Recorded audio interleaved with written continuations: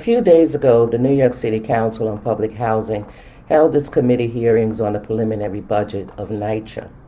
These hearings were open to the public, and TA leaders and residents of NYCHA did appear and gave testimony to the City Council. And the majority of their testimony had to do with the failures of RAD-PAC and NYCHA's $1.2 billion plan for the demolition and renovation of Chelsea Elliott Fulton, which residents within these developments are opposing.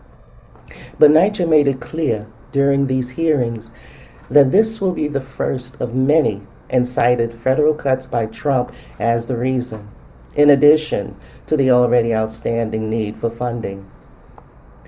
Money, or the lack thereof, has been the main reason for the deteriorating conditions in NYCHA.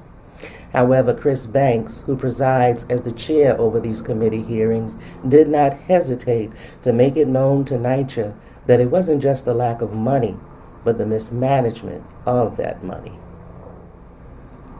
As a ways and means of trying to get money for NYCHA, a proposal was put before the City Council to use the power and authority they possess to create a dedicated line item within the city budget itself.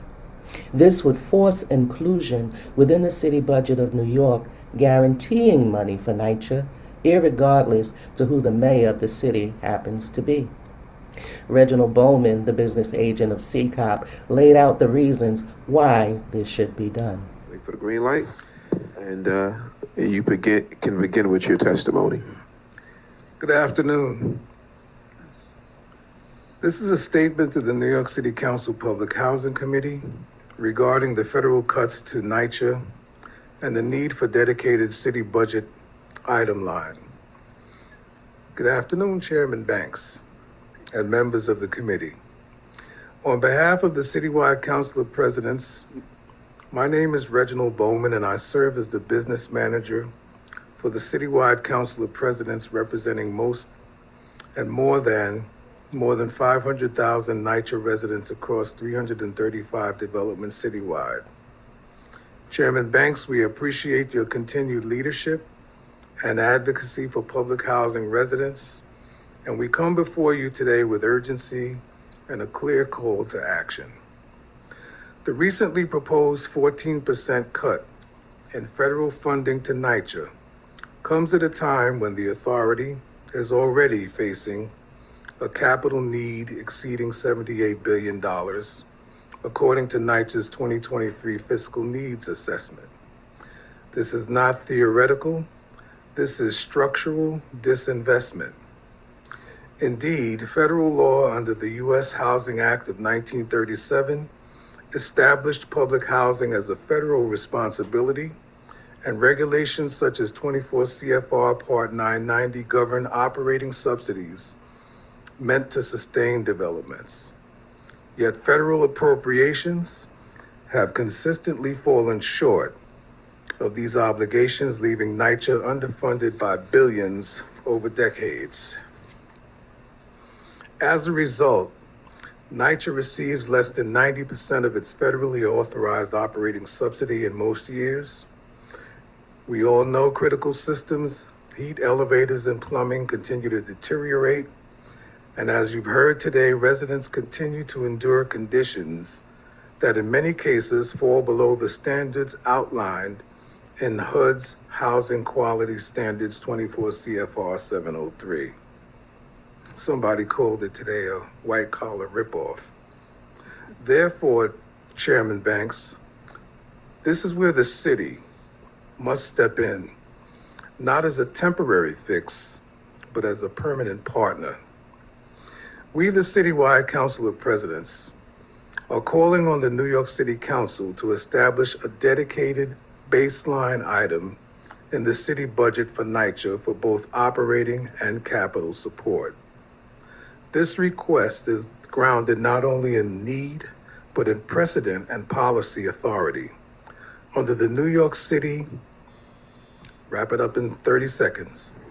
Under the New York City Section 254, the council has the power to adopt and modify the city's budget to address essential public needs.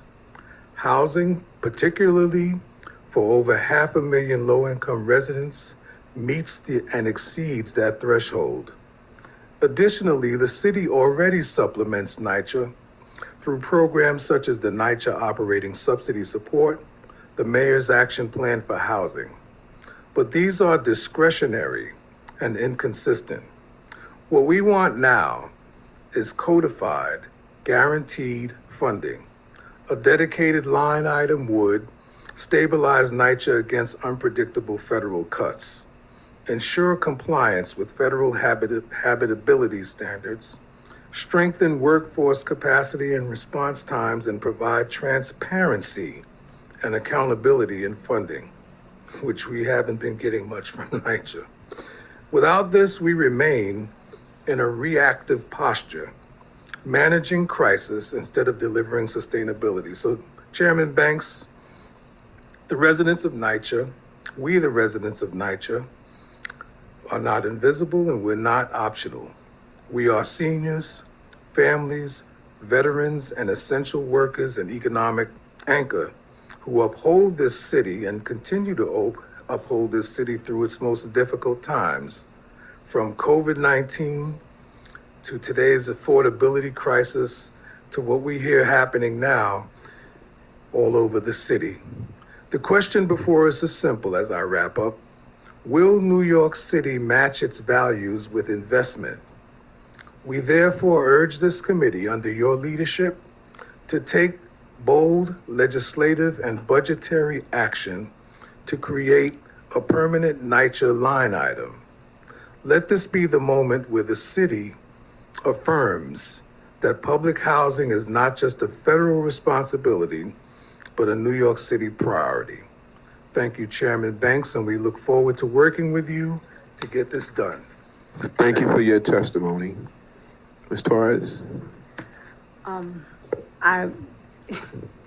Good afternoon, Chairman Banks. I would also once again say that this issue of putting us on as a budget line item is essential. And furthermore, one of the biggest problems that we have when it comes to the budgetary is that you give money and NYCHA just sits there, and by the time, I think it was the Councilwoman Encarnacion, where she said, by the time you finally do something, the cost has tripled because they just sit on it. And I think it has been a deliberate act. Furthermore, I would this is my biggest beef right now with the budget in NYCHA. They have a legal department that houses 300 employees, a $60 million budget, and half of that staff should be in the developments. We have developments. You hear people complaining about their annuals not being done, it's because of lack of staff in the developments. And so you have a legal department, where you have managers, and they're getting paid manager titles, assistant managers, and housing assistants working to do what? To evict us? Where they should be in the developments helping the residents do their annuals, do their whatever they need to get done, so that we can have the quality of life that we deserve as taxpayers and as responsible citizens of this city and this country. And I yield. Thank you. Thank you for your testimony. Ccop'S has not yet laid out all this entails to the resident leaders across the city, yet have planned rallies in support of these measures for sometime later this April.